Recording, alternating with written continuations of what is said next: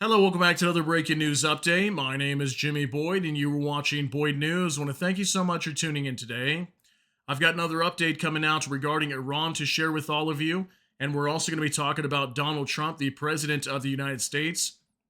So, yesterday, I put out a video for you guys letting you know that Iran is on their way fast tracking to produce a nuclear weapon. Many people are already aware of that, and they're also covertly trying to produce these nuclear missile warheads at some satellite launch sites inside of Iran. So we talked about that yesterday, and now we have a report just breaking today that looks like the United States is going to be starting to take some action against Iran. And you can see here on your screen, Trump vows maximum pressure on Iran with new executive order. President Donald Trump unveiled an executive order reinstating a maximum pressure campaign against Iran on Tuesday, coinciding with a visit from the Israeli Prime Minister Benjamin Netanyahu. So yes, Netanyahu is in Washington, D.C. today, and he already did meet with Donald Trump at the time that I record this for you guys. And a lot of this has to do with Iran, okay? How are they going to deal with Iran? How are they going to prevent them from obtaining a nuclear weapon? Do they already have nuclear weapons? We don't really know. We've heard some rumors going around that potentially Iran could already have a nuclear weapon, but at least on the surface, we know that Donald Trump, United States, and also Israel is not going to allow Iran to obtain a nuclear weapon. There's also been lots of reports that the United States is lifting a lot of restrictions and transferring a lot of heavy bombs over to Israel. So could they potentially be using this to attack and launch a large-scale strike onto Iran? I think it could be possible. But apparently he's going to be trying to drive down the oil exports out of Iran and basically make them go broke, is kind of what happened under his previous presidency. So it looks like he's trying to do the same thing again to try to stop Iran from producing a nuclear bomb. So I'm going to share all this information with you guys. I'll also show you the clip that we have on X for you that talks about him signing this executive order and what his plans are to try to prevent Iran from obtaining this nuclear weapon. So real quickly, we're going to jump on over here to a mainstream news article on G Captain. Trump reimposes maximum pressure campaign to choke off Iran's oil exports. Okay, this originally came from Reuters, you can see here. This is coming out today, February 4th, 2025. U.S. President Donald Trump on Tuesday restored his maximum pressure campaign on Iran that includes efforts to drive its oil exports down to zero in order to stop Tehran from obtaining a nuclear weapon. And some people were saying, how is the U.S. going to stop them from exporting their oil? Well, apparently, the United States coming out saying they have the right to do so, and they're at least going to try to, so we'll see what happens. Ahead of his meeting with Israeli Prime Minister Benjamin Netanyahu, Trump signed the presidential memorandum reimposing Washington's tough policy on Iran that was practiced throughout his first term. As he signed the memo, Trump described it as very tough, and he said he was torn on whether to make the move. He said Iran cannot have a nuclear weapon, and he hopes that a deal can be worked out with Tehran. Trump has accused former President Joe Biden of failing to rigorously enforce oil export sanctions, which Trump says emboldened Tehran by allowing it to sell oil to fund a nuclear weapons program and armed militias in the Middle East. Iran is dramatically accelerating enrichment of uranium to up to 60% purity, close to the roughly 90% weapons grade level, the UN nuclear watchdog chief told Reuters in December. Iran is denied wanting to develop a nuclear weapon. Trump's memo, among other things, orders the U.S. Treasury Secretary to impose maximum economic pressure on Iran, including sanctions. So they're going to be doing sanctions and enforcement mechanisms on those violating existing sanctions. It also directs the Treasury and State Department to implement a campaign aimed at driving Iran's oil exports to zero. U.S. oil prices paired losses on Tuesday on the news that Trump planned to sign the memo, which offset some weakness from the tariff drama between Washington and Beijing. Iran's mission to the United Nations, in New York, did not immediately respond to requests for comment. Tehran's oil exports brought in $53 billion in 2023 and $54 billion a year earlier, according to U.S. Energy Information Administration estimates. Output during 2024 was running at its highest level since 2018, based on OPEC data. Trump had driven Iran's oil exports to near zero during part of his first term after reimposing sanctions. They rose under Biden's tenure, as Iran succeeding in evading sanctions. The Paris-based International Energy Agency believes Saudi Arabia, United Arab Emirates, and other OPEC members have spare capacity to make up for any lost exports from Iran, also an OPEC member. Okay, so yeah, looks like maybe Saudi Arabia will pick up the lost exports if Iran gets cut off from exporting oil around the world. So we'll see what happens here if the U.S. is going to go after that. But looks like they're going to try to work out some sort of nuclear deal with Iran to prevent them from trying to obtain one. But it really will come down to the negotiations, and we'll see what unfolds here over the next few weeks. But now let's go ahead and jump on over to X and let me show you guys this video clip. It's about 2.5 minutes long of Trump signing this executive order, and I want you guys to see what he's talking about while he's signing this.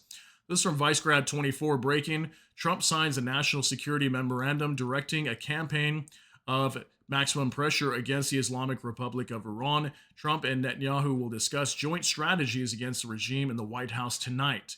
Okay, so reportedly, Trump and Netanyahu already met at the time that I'm recording this for you guys, but they were supposed to be discussing how they're going to be dealing with Iran. So go ahead and take a look at this clip, guys. We'll be right back in about 2.5 minutes.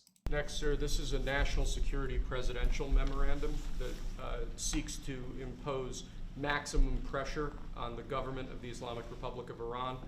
Many of these provisions are similar to actions that your administration took during your first administration. The basic idea here is to have every department and agency, or many departments and agencies in your government attempt to sanction and control Iranian activities, particularly relating to the Iranian nuclear program and the Iranian export of terrorism through support of various proxy groups abroad. And the intent here is to give you all of the possible tools to, I'd say, engage with the Iranian government to ensure that going forward they are less of a malign actor on the world stage. So this is one that I'm torn about. Everybody wants me to sign it. I'll do that. It's very tough on Iran. It's what we had before. We would have never had the problem. You would have never had October 7th. We would have never had the problem had the election gone a different way, which it should have. But this one, I think, more than made up for it. I think we're doing things, and it shows that more than made up for it, much more historic. The Iran situation, hopefully, I'm going to sign it, but hopefully we're not going to have to use it very much. We will see whether or not we can arrange or work out a deal with Iran, and everybody can live together, and maybe that's possible, and maybe it's not possible. So I'm signing this, and I'm unhappy to do it, but I really have not so much choice because we have to be strong and firm, and I hope that it's not going to have to be used in any great measure at all. It'd be great if we could have a Middle East and maybe a world at total peace. Right now you don't have that. When I left, you had peace all over the world, and now you have the world is blowing up.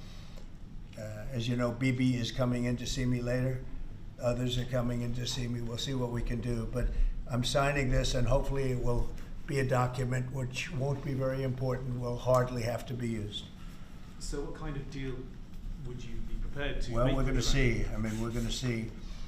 They cannot have a nuclear weapon. With me, it's very simple. Iran cannot have a nuclear weapon. We don't want to be tough. All right, so there you go. You heard him right there in the end. He said Iran cannot have a nuclear weapon. So that's what this is really all about for the most part. But you can see he's also expressing sympathy, and he's saying he doesn't really want to have to utilize this executive order and to completely collapse Iran's economy. Maybe that will be the case if they start to really put economic pressure on Iran. Considering that they're exporting so much oil right now, I'm sure it'll drastically change their economy over there.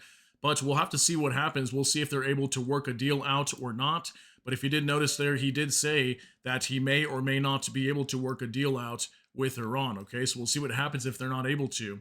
Also want to show you this from next to Iranian scientists developing an accelerated method to produce nuclear weapons. A secret group of scientists and engineers is working to convert Iran's nuclear fuel stockpile, into weapons in a matter of months, rather than a year or more, the New York Times reports, citing U.S. intelligence. According to sources, after the U.S. withdrew from the Iran nuclear deal during Trump's first term in 2015, Tehran resumed uranium enrichment efforts.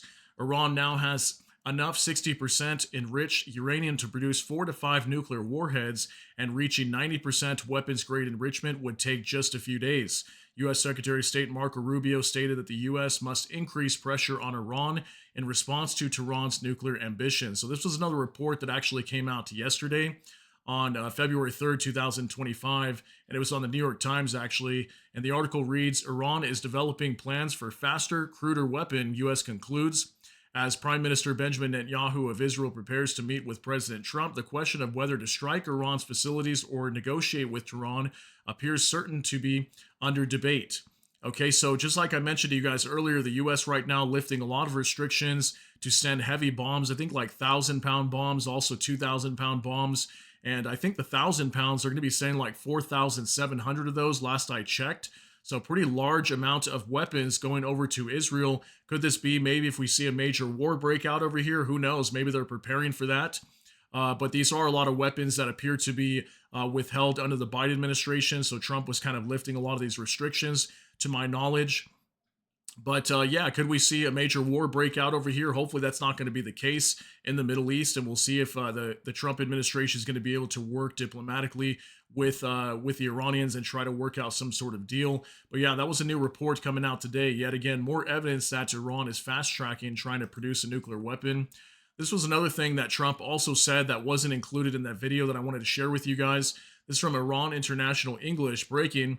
U.S. President Donald Trump signed a very tough memorandum to restore maximum pressure on Iran. He said that the U.S. has the right to block Iran's oil sales to other nations. He also threatened to obliterate Iran in case they tried to retaliate him and kill him, And it says here, Trump signs memo restoring max pressure on Tehran, vows to obliterate Iran if they try to kill him. Yeah, so allegedly, what he said, I kind of watched a clip of it earlier. While he was in the Oval Office, he was telling reporters also that if he were to be targeted and let's say he somehow unfortunately got eliminated, if Iran were to try to target him and take him out, that he apparently already has instructions given to other officials within the Trump administration to obliterate Iran if that happens to be the case. So it's just a major warning going out to Iran that, hey, if the U.S. has to take some sort of actions and economic pressure on your country, and if it drives their oil exports to zero and they take a major economic hit, if Iran tries to retaliate in any way, the U.S. will basically wipe them off the map, is kind of what he was saying. Pretty insane statement, but that's him being very firm against Iran and standing behind his decision, okay? Also, take a look at this from Prime Minister of Israel. And it says here, Prime Minister Benjamin Netanyahu meets with U.S. President Donald Trump in the Oval Office in the White House. So this was a photo of them two meeting today, Trump and Prime Minister of Israel, Benjamin Netanyahu. So just for reference, since he was talking about that earlier, just wanted to show that to you guys. And then finally, one last thing I wanted to share with you that's a little bit off topic, but still about the Middle East, is from Megatron Ron breaking, Trump is determined to ethnically cleanse Gaza at the request of Israel.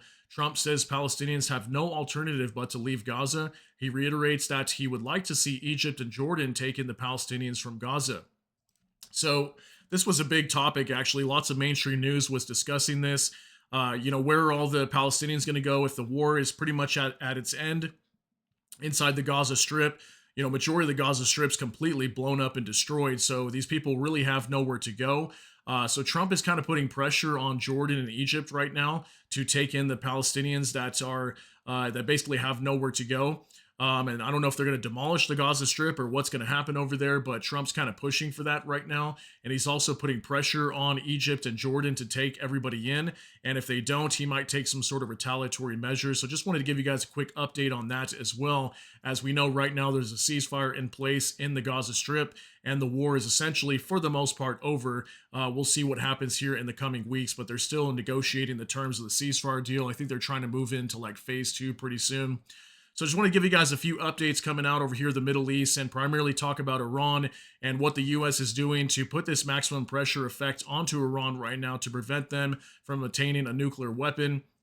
So it looks like things could get very interesting over here, and I think it really all depends on how Iran responds to this. Are they going to respond aggressively, or are they just going to back down to Trump's demands and just basically say, hey, let's just get some sort of nuclear deal done? I think that could highly likely be the case, and hopefully this doesn't push the region into a major war over here. But considering that we've been seeing so many weapons being transferred over to Israel right now, I think there's another major package going to be heading to Israel very soon too. I was hearing something like a $1 billion package, aid package to Israel.